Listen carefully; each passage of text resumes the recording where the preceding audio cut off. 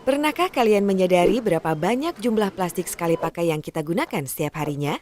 Mulai dari tas belanja plastik, sedotan plastik, kemasan makanan dan minuman, serta masih banyak lagi produk berbahan dasar plastik yang lainnya. Lalu, kemanakah semua sampah plastik yang kita gunakan itu berakhir?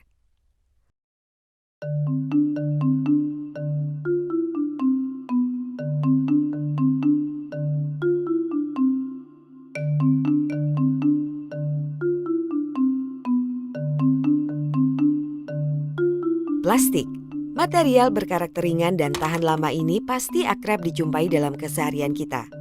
Selain praktis, plastik sangat digemari karena harganya yang relatif murah dan mudah didapatkan. Namun sifatnya yang tidak mudah rusak membuat plastik sulit terurai sehingga tidak ramah lingkungan.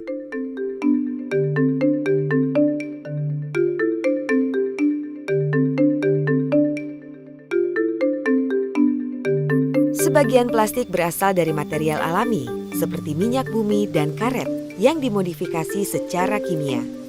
Dengan mengurangi pemakaian tas plastik, berarti kita juga mengurangi konsumsi bahan bakar minyak yang merupakan salah satu sumber energi non-renewable.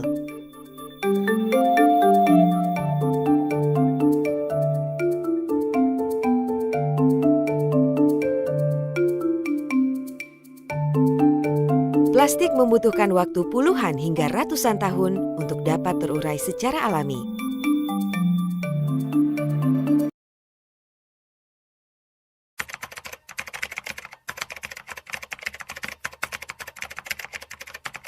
Sabrina, saya salah satu co-founder di Rebrix dan juga saat ini bekerja sebagai CEO di Rebrix. Jadi Rebrix itu adalah satu perusahaan yang kita lakukan adalah kita mendaur ulang sampah plastik tertolak menjadi bahan bangunan. Nah, bahan bangunannya apa itu? Ada paving block, batako, dan juga roster. Jadi sampah tertolak itu apa? Sampah tertolak adalah jenis-jenis sampah plastik yang sebenarnya nggak ada harganya. Jadi kalau kita bawa nih sampah plastik ini ke bank sampah atau ke pemulung atau pengepul, mereka nggak mau. Nah, jenis-jenisnya apa aja sih? Salah satu atau beberapa diantaranya itu adalah multi-layer. Multi-layer itu seperti sachet atau kemasan-kemasan plastik lunak seperti yang ada di refill-refill shampoo atau sabun cuci piring dan lain-lain, itu termasuk sampah-sampah tertolak seperti itu.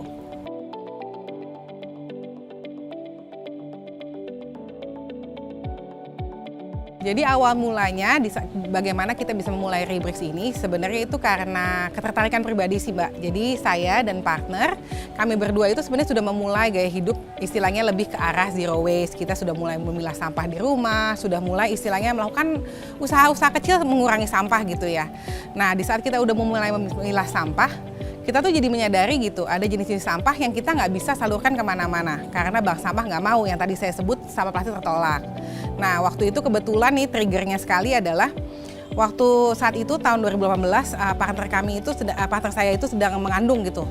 Nah, saat itu kita lagi mikir ya, berarti kalau hari ini kita minum kopi instan gitu, nah sampahnya ini kan nggak ada yang mau, nggak ada yang mendaur ulang. Berarti kita meninggalkan sampah plastik itu sampai nanti anaknya dewasa pun masih ada loh di sekitar kita. Nah, karena itulah kita mulai tuh gimana caranya ya mendaur ulang sampah plastik tertolak ini menjadi, saat itu karena saya berasal dari keluarga yang memang bergerak di bahan bangunan, jadi kita mencoba untuk mendaur ulang sampah plastik tertolak ini menjadi bahan bangunan. Sebetulnya tujuannya sih kami ini hanya ingin menawarkan salah satu solusi ya untuk sampah plastik tertolak atau sampah plastik non-valuable yang saat ini belum ada solusinya kayak gitu. Kami ingin istilahnya setidak-tidaknya melakukan apa yang kami bisa untuk mengurangi jumlah sampah tertolak ini dari menumpuk di TPA atau lebih buruk lagi mengotori alam kita seperti berakhir di laut atau di sungai dan lain-lain. Jadi cara yang kami lakukan itu sederhana, kami pertama cacah dulu sampah plastiknya gitu ya, menjadi kecil, lalu kita campur dengan komposisi bahan-bahan lainnya, lalu kita cetak, lalu kita biarkan dia menjadi keras dalam jangka waktu tertentu, seperti itu sih. Sebenarnya kapasitas maksimal mesin kami itu satu hari kita bisa memproduksi 100 meter persegi paving block. Itu kalau dalam jumlah sekitar 4.400 buah paving block. Tetapi kita tentunya tidak melakukan produksi setiap hari dengan kapasitas maksimal. Kadang-kadang kita produksi setengah hari sampai jam 12 kita berhenti. Jadi sekitar 50 meter persegi lah setiap harinya. Untuk mengurangi mikroplastik ya, kita itu melakukan beberapa upaya. istilahnya langkah-langkah untuk meminimalisir sekali pencemaran mikroplastik ke alam. Langkahnya kita melakukan 2 hal.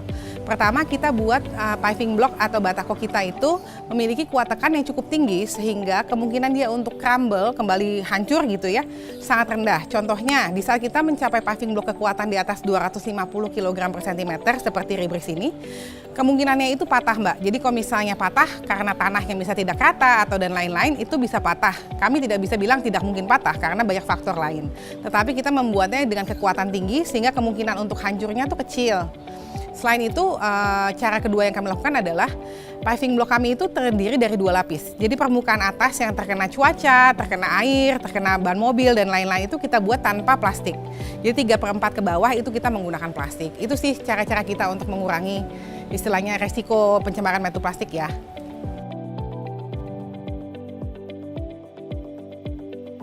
Jadi kalau kita ngomongin achievement, sebenarnya kami cukup senang gitu ya. Sebenarnya ini suatu istilah achievement yang membuat kami cukup bangga. Kami itu tahun 2020 pernah memenangkan satu ajang di 5 negara Asia, kompetisi namanya Circular Innovation Jam. Kami adalah Rebrix adalah salah satu pemenangnya gitu. Prosesnya kita bisa dapat itu sebenarnya kami tuh waktu itu iseng karena COVID waktu itu tahun 2020. Kami coba ya join competition dan ternyata kami bisa menang kayak gitu. Di tahun 2021 itu kami juga menang salah satu acara award oleh Business School di Malaysia seperti itu.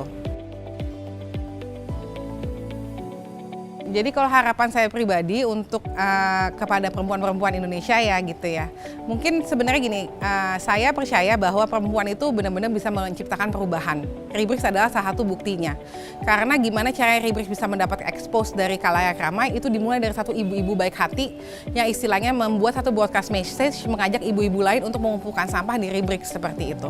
Jadi saya pribadi melihat sebenarnya peran perempuan itu sangat besar. Jadi sebenarnya kalau harapan saya sih teman-teman perempuan-perempuan di Indonesia ini bisa semakin berani ya untuk berpegang dengan saya punya ide ini, saya akan melakukan ini gitu, percaya diri dan akan melakukannya gitu.